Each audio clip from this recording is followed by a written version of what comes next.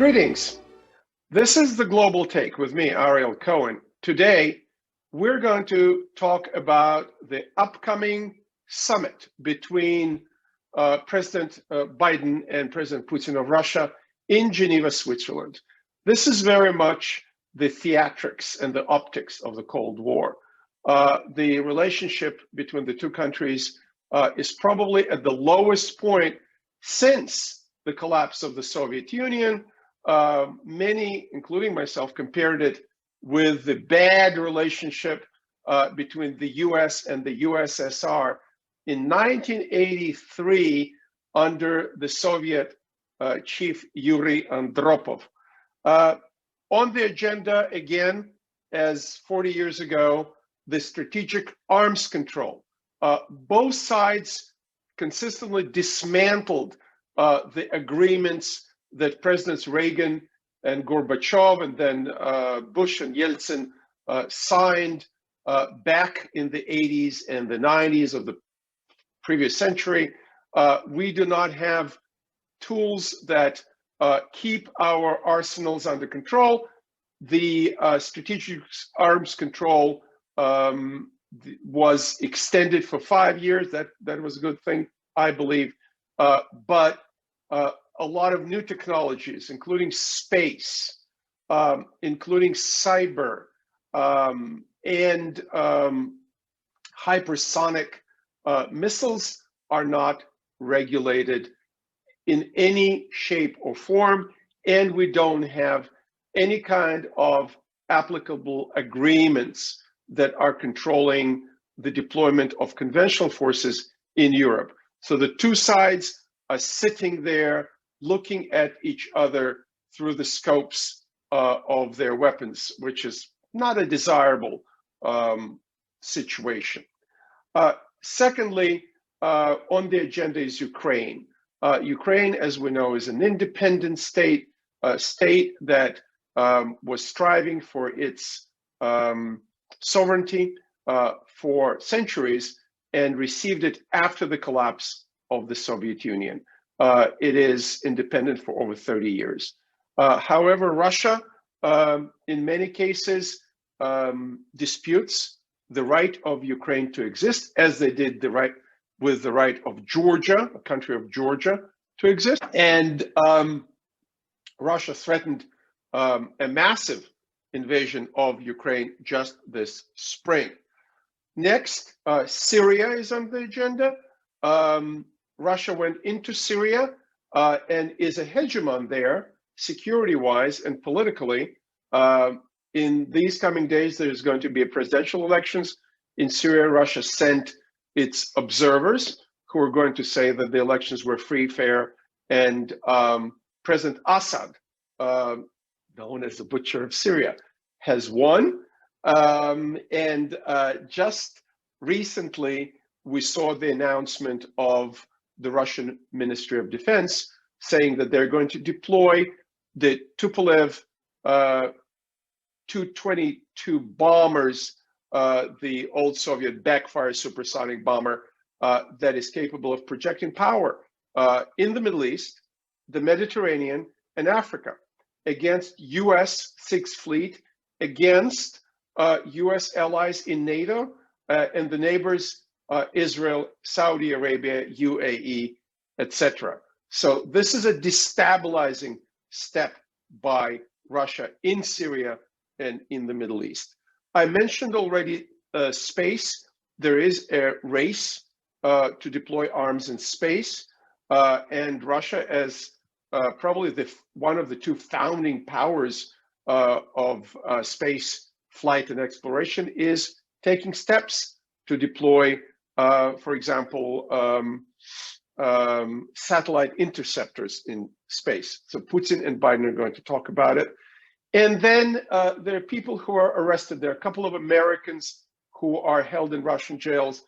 There are a number of Russian criminals who are held in American jails. I won't be surprised if some of these Americans and Russians will be released after the summit. And then, of course, the big question is Alexei Navalny, the Russian opposition leader who was poisoned, and then he decided to return to Russia His movement is under tremendous pressure, being destroyed, people being arrested.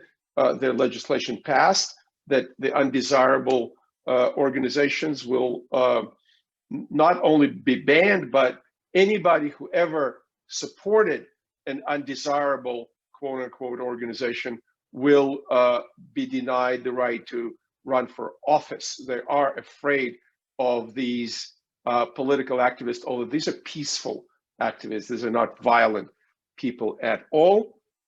And then traditionally in the relations between the US and the Soviet Union and Russia, the issues of political freedoms and human rights are front and center. We will see to what extent Joe Biden is going to bring it up and to what extent this is going to be in the mix of things that are negotiated. What is fascinating to me here is two things. Number one is the strategic priority of Russia in US foreign policy. Traditionally, the Soviet Union was a boogaboo. President Trump was accused and investigated for the Russian connection. And of course, we remember that the Mueller report did not accuse Trump of either treason or anything that was prosecutable.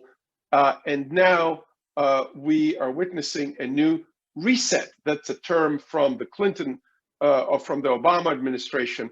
Remember the reset button that was mislabeled and they called it the overload. So I hope this time there will be no overload in the relationship, and Biden, with all his claimed foreign policy expertise, is going to manage the relationship. It's necessary for us and it's necessary for the Russians.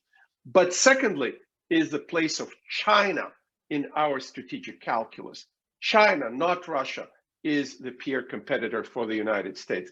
China, not Russia, is challenging us in high tech, in military technologies, in fintech, in economic power. It may or not become bigger, stronger, and more powerful in the business and economic realm.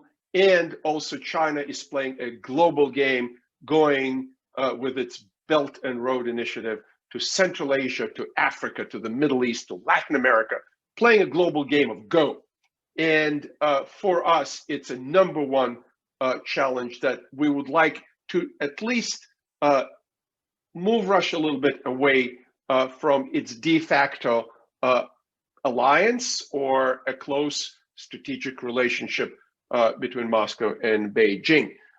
So the last point I want to make is that for Russia, the US has become a boogaboo, a strategic foil to strengthen the authoritarian domestic regime.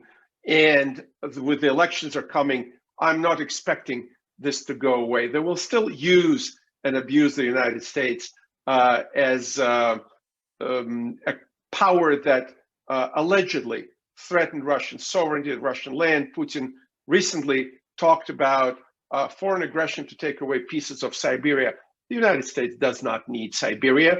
This is a straw man that they created. But for us, the use of Russia as a sinister power that interferes in our affairs, while it's true, the interference in the 2016 election in social media was real, but it did not rise to the point of tilting the result. In my opinion, there's no evidence I see that the Russians elected Donald Trump, the Americans elected Donald Trump. And in 2020, the Americans elected Joe Biden, not the Russians. But I would caution against hysteria, against looking for a spy under every bed and in every drawer.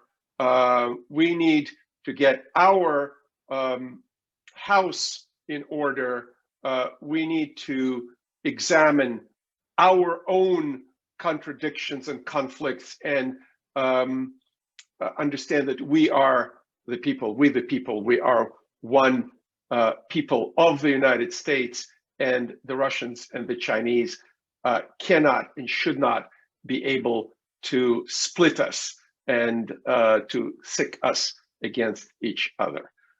With that, I would encourage you to subscribe and follow us on Twitter and on YouTube, and I'll see you here again. Thank you for watching. Please subscribe to get more content like this.